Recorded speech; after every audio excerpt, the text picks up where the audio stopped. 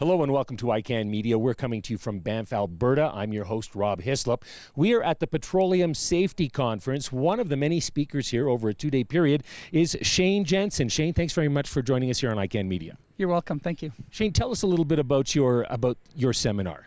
Yeah, great. So what's happening is we're seeing this huge shift in Canada and pretty much United States around what we'd call a labor shift. So traditionally, if you think about yourself or most organizations, they're called baby boomer top heavy. So majority of employees in Canada have been what we call from the baby boomer group, usually born right after World War II.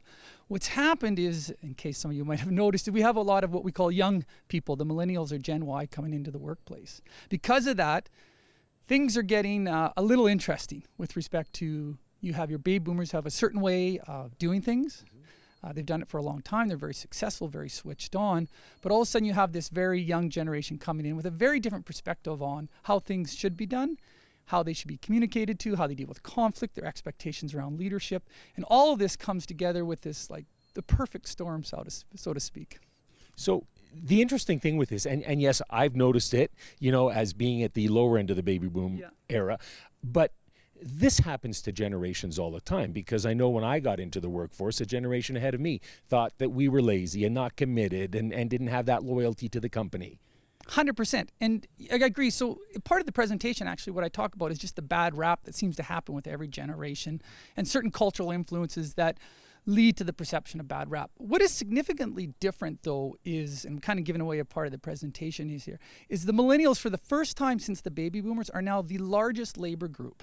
So all of a sudden you have what I call, for a better lack of a term, is a power shift. Before, you're right, the baby boomers could say, well, every generation, but you had the most powerful clout. You had all the jobs, you had a tremendous amount of influence and wealth, and you basically called the shots. But there was also a different sort of respect towards the generation that was ahead of us as well. A healthy fear, perhaps, a healthy respect where we didn't question as much either. Exactly, because your parents were traditionalists, so they came out of the Depression, really powerful work ethic, and I agree. But here's what I'll say to the baby boomers, and we talk about respect. Just my question is, well, who raised this generation coming into the workplace?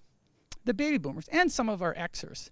And then you plug in this thing called the internet, which none of us, so when you talk about, well, every generation had a bad rap, nobody had a 24-hour Qualix code to the back of the brain to Google anything. And if anybody has kids or young employees, you see it.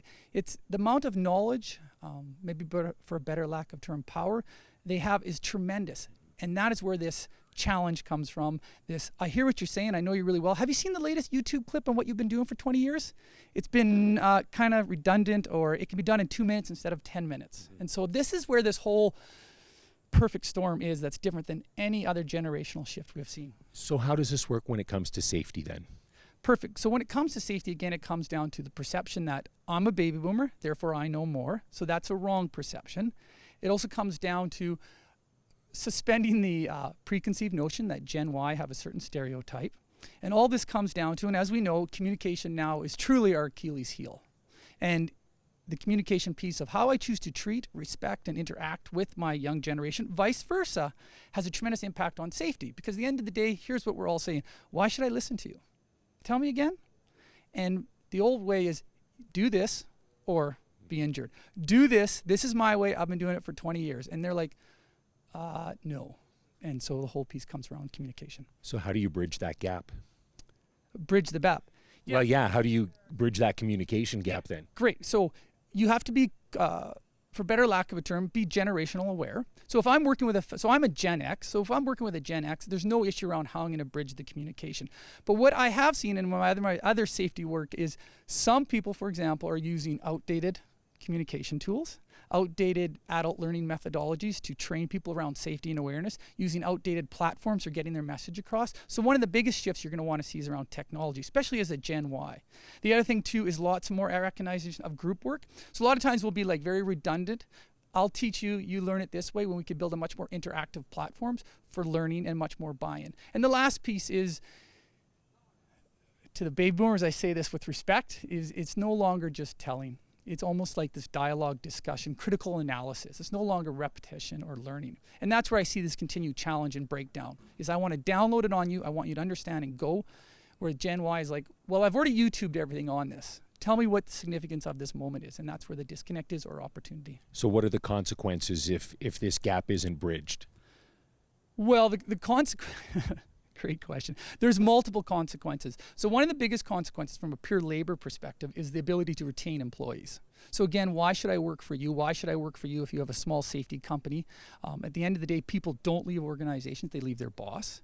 And so one of the huge things is if we don't recognize that our largest labor group just shifted this year is Gen Y, if we don't recognize that we need to change our communication styles, how we lead, then we're going to be scrambling for talent, skilled labor. So that's the biggest motivation for change. Whereas before, baby boomers who technically still own a lot of the big companies or smaller contractual safety companies, that's where they need to change. Because if they don't, and here it comes in our interviews with Gen Y, why should I work for you? Why should I listen to you? At the end of the day, it's not knowledge. It doesn't exist anymore. Shane, we didn't introduce who you work for right off the top of this. So tell us who you work for, and if people have questions they'd like to ask, how they can get in touch with you. Yeah, thank you. So I started up a firm. We're now called NewQuest Coaching and Consulting. You could just simply Google that name or Google Shane Jensen. I'm on LinkedIn. And you can also find us at www.newquestcc.com. Wonderful. Thank you very much, Shane. Welcome. Thank you so much. We've been chatting with Shane Jensen here on ICANN Media.